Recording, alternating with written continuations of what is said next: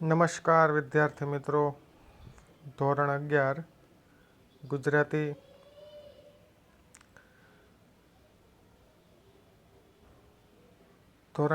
ગુજરાતીમાં વ્યાકરણ વિભાગની જો વાત કરીએ તો સૌપ્રથમ તમારો મુદ્દો છે સમાનાર્થી શબ્દો. હવે આપ જોઈ શકો છો કે અહીં સૂચનામાં એવું આપેલું છે, નીચેના સમાનાર્થી શબ્દો સામસામે જોડી લખો. અત્યાર સુધી વિદ્યાર્થી મિત્રો તમે એક શબ્દનો સમાનાર્થી પૂછવામાં આવે તો તમે એ શબ્દનો જવાબ વિચારીને બંધબેસતો સમાનાર્થી તમે લખતા હતા.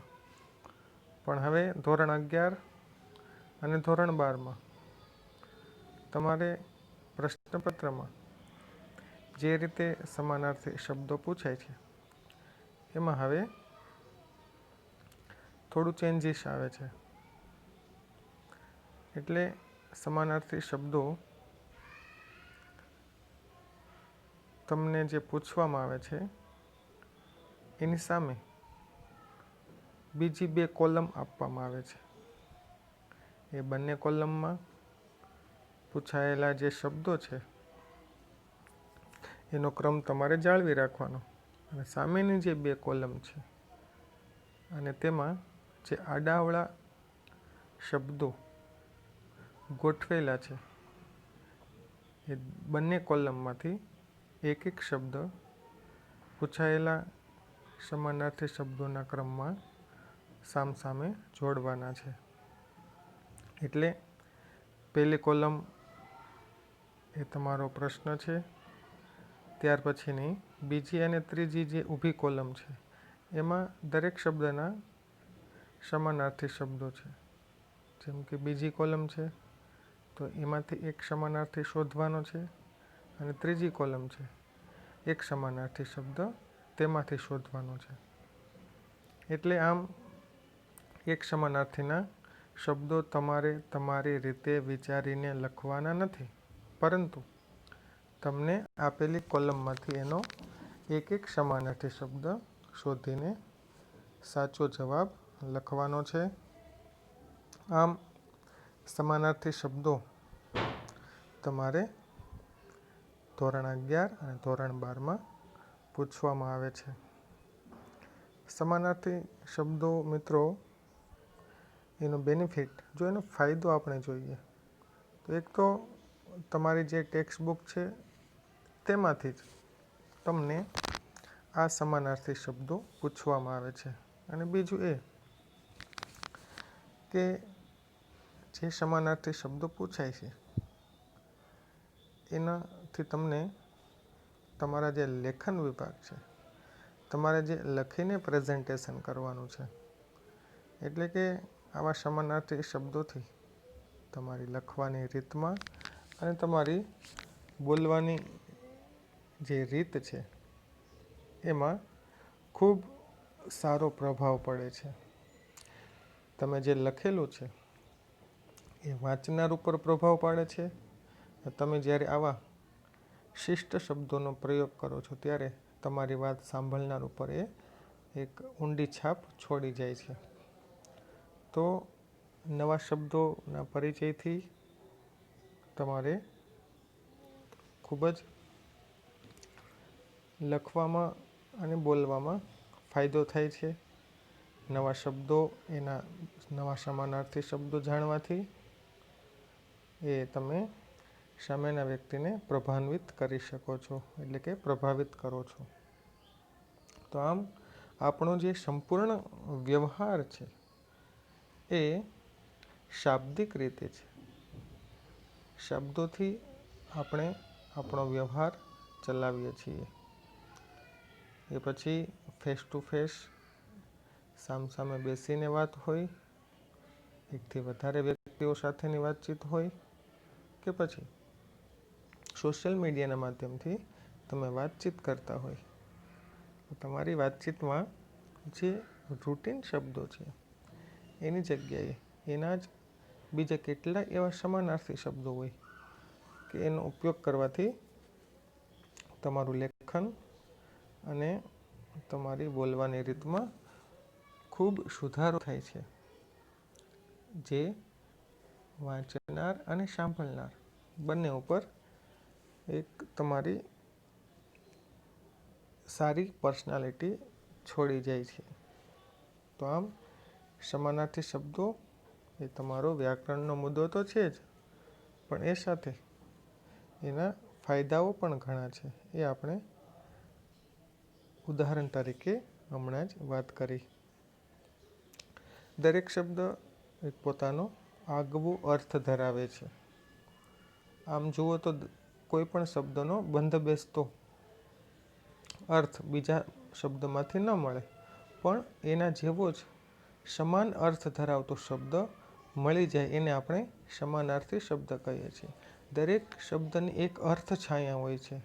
શબ્દ આપણા કાન સુધી પહોંચતા અથવા વાંચતી વખતે એ શબ્દ આપણી આંખથી મન સુધી પહોંચે છે, અને ત્યારે એ શબ્દનો આપણે જે અર્થ મન દ્વારા જે એનો અર્થ આપણે વિચારીએ છીએ. તો આમ જ્યારે વાંચતા હોઈએ છીએ ત્યારે વાંચતી વખતે આપણે દરેક શબ્દનો અર્થ સમજતા જઈએ છીએ, અને જે વાતચીત છે એ આપણે કઈ બાબત સાથે જોડાયેલી છે, એમાં મૂળ વાત કઈ રહેલી છે, એનાથી આપણે પરિચિત થઈએ છીએ. જો શબ્દોના અર્થથી આપણે પરિચિત નથી તો જે આપણે વાંચન અથવા લેખન કરીએ છીએ એનો મૂળ અર્થ આપણે સમજી શકતા નથી. એટલે કોઈ પણ વાંચન કરતી વખતે શબ્દોના અર્થ સમજવા, જાણવા ખૂબ જરૂરી છે. આમ સમજણ સાથેનું થયેલું વાંચન એ કાયમી યાદ રહી શકે છે અને જીવનમાં ઉપયોગી પણ થાય છે. તો આમ સમાનાર્થી શબ્દોના વિદ્યાર્થી મિત્રો ખૂબ જ ફાયદાઓ રહેલા છે. ફક્ત વ્યાકરણનો મુદ્દો છે અને લખવા ખાતર લખી નાખીએ, ફક્ત ગુણ મેળવવા માટે લખી નાખીએ, એવો મનમાં કોઈ વિચાર ન રાખતા નવા નવા શબ્દો જાણવાની ઈચ્છા મનમાં જાગૃત કરવી અને એક સારી પર્સનાલિટી ડેવલપ કરવી એ તમારો ઉદ્દેશ હોવો જોઈએ.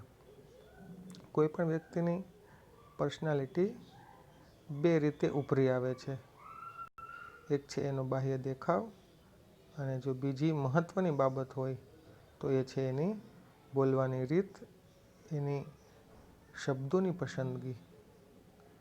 આમ શબ્દ એ ખૂબ આપણી વાતચીતમાં મહત્વનું સ્થાન ધરાવે છે. વિદ્યાર્થી મિત્રો, ફક્ત પરીક્ષા પૂરતું અથવા ગુણ મેળવવા પૂરતું જ મર્યાદા ન રાખતા નવા શબ્દોની જાણવાની ઈચ્છા કાયમ રાખવી અને એ પાછી વાતચીતમાં અને લેખનમાં એનો મહત્તમ ઉપયોગ થાય એવો એક અભિગમ કેળવવો. તો આમ તમારો જે સમાનાર્થી શબ્દોનો મુદ્દો છે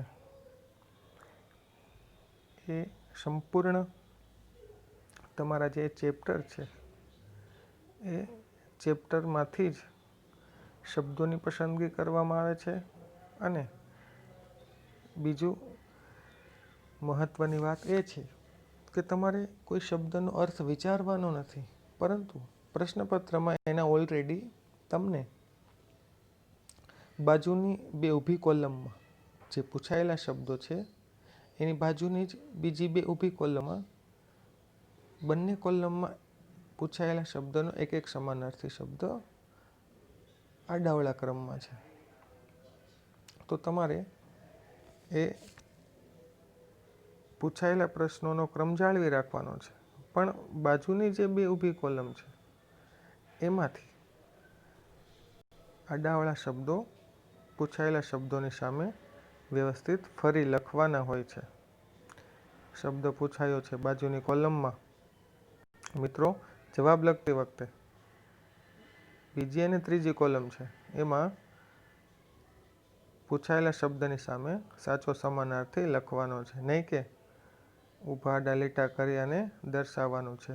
એ લખવાની રીત તદ્દન ખોટી છે. ઘણા વિદ્યાર્થી મિત્રો સૌપ્રથમ પ્રશ્નનો ક્રમ આપે, પછી પૂછાયેલા શબ્દોનો ક્રમ જાળવે, પછી બાજુની 2 કોલમ છે એ એમને આડીઅવળી લખે અને પછી પેન્સિલથી કે બોલપેનથી એક લીટો આમ ઊભો મારે, એક લીટો આમ આડો મારે. એટલે કે તમે જે લીટીઓ કરી અને આમ જે દર્શાવો છો કે આ પહેલા શબ્દનો સમાનાર્થી બીજી કોલમમાં અહીંયા છે તો ત્યાંથી આમ લીટો મારે, વળી પાછો એક ત્રીજી કોલમમાં પાછો એક લીટો જવા દે, તો એ રીત તદ્દન ખોટી છે.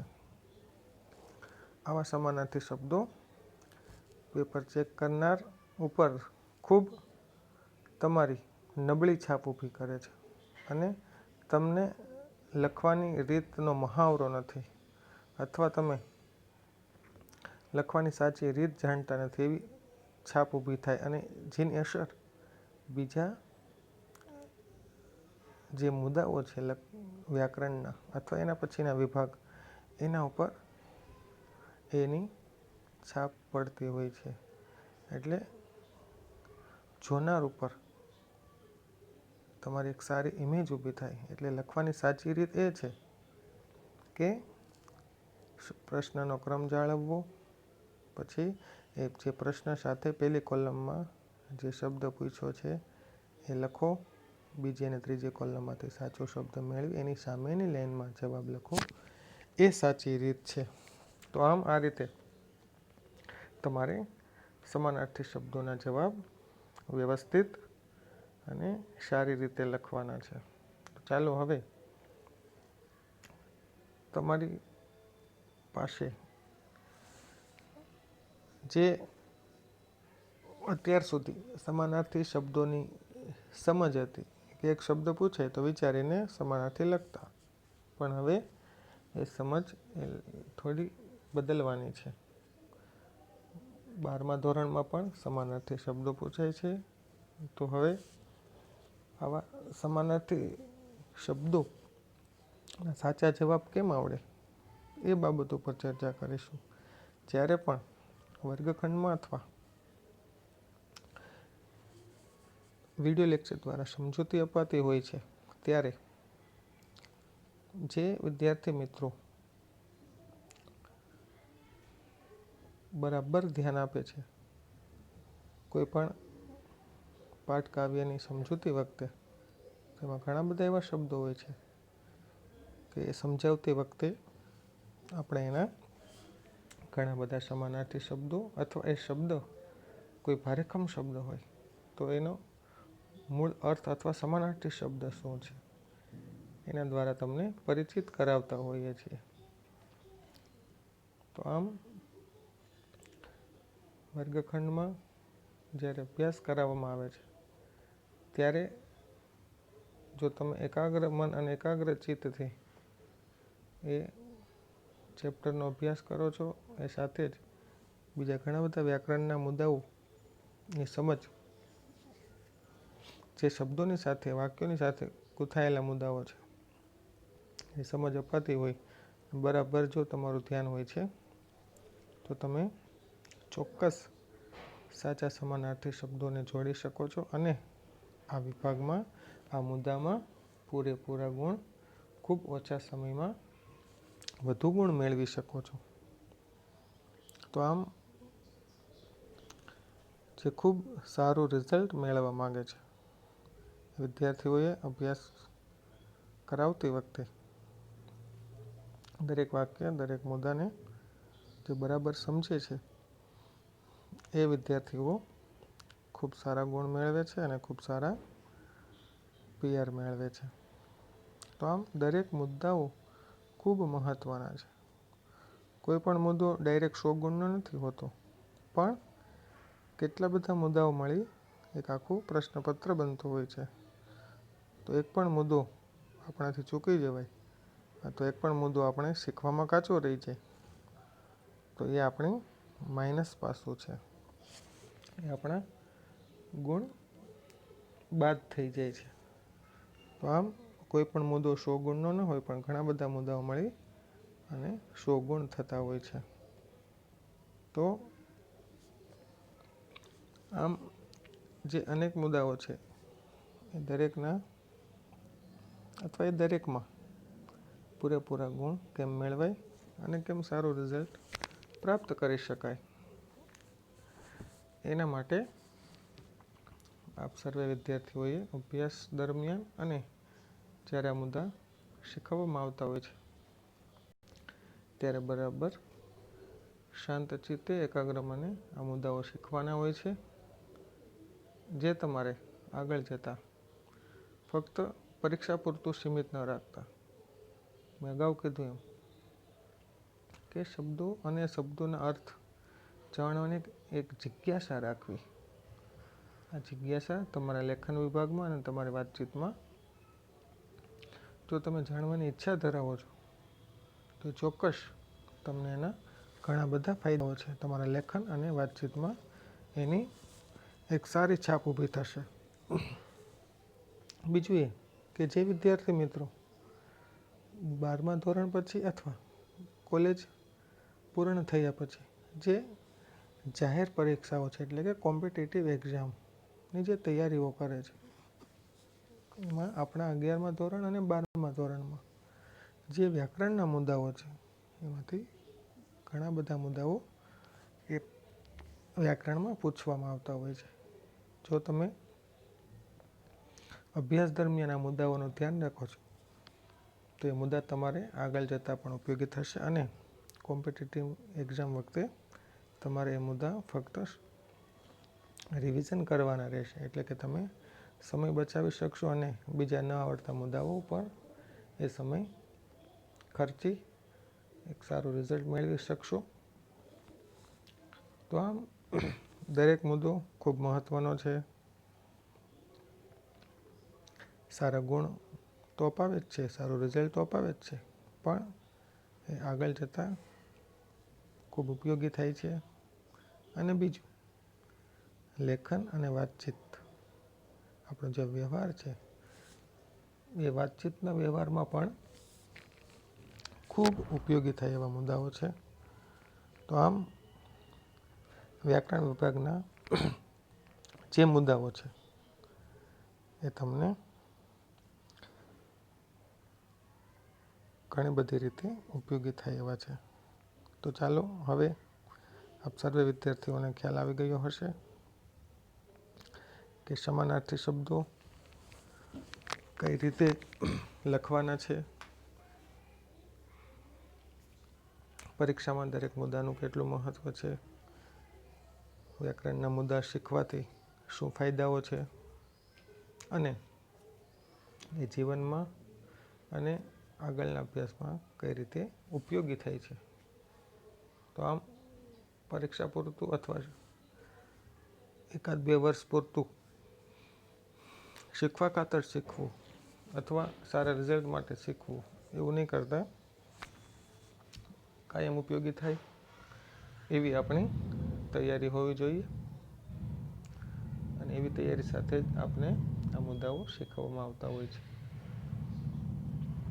તો હવે વાત કરીશું ધોરણ 11 વ્યાકરણ વિભાગમાં જે પહેલો મુદ્દો છે સમાનાર્થી શબ્દોની સૂચના કંઈક આવા પ્રકારની છે. નીચેના સમાનાર્થી શબ્દો સામસામે જોડી લખો. હવે વિદ્યાર્થી મિત્રો તમે હાંસિયામાં એ પ્રશ્નનો ક્રમ જોઈ શકો છો. તો અહીં આપણે 6 શબ્દોના ઝુમખા બનાવ્યા છે. તો એ 1 થી 6 હાંસિયામાં ક્રમ આપેલા છે અને એની સામે 1 થી 6 ક્રમની સામે બાજુમાં જે શબ્દો લખેલા છે એ શબ્દ અને પૂછાયેલા પ્રશ્નનો ક્રમ એ તમારે હંમેશા જાળવી રાખવાનો. પણ બાજુમાં એટલે કે પૂછાયેલા શબ્દની બાજુમાં અને કોલમની દ્રષ્ટિએ જુઓ તો બીજી અને ત્રીજી કોલમ એમાં પૂછાયેલા જે શબ્દો છે, જેમ કે પહેલો શબ્દ છે પાષાણ, તો બીજી કોલમમાં એનો એક શબ્દ સમાનાર્થી રહેલો છે અને ત્રીજી કોલમમાં સમાનાર્થી રહેલો છે. તો એ આપણે શોધી અને એની સામે લખવાનું હોય છે. તો નીચે જવાબમાં તમે એના સમાનાર્થી શબ્દો જોઈ શકો છો. એટલે હવે આપ સર્વે વિદ્યાર્થીઓને ખ્યાલ આવી ગયો હશે કે સમાનાર્થી શબ્દો કઈ રીતે લખવાના છે, એનું શું મહત્ત્વ છે.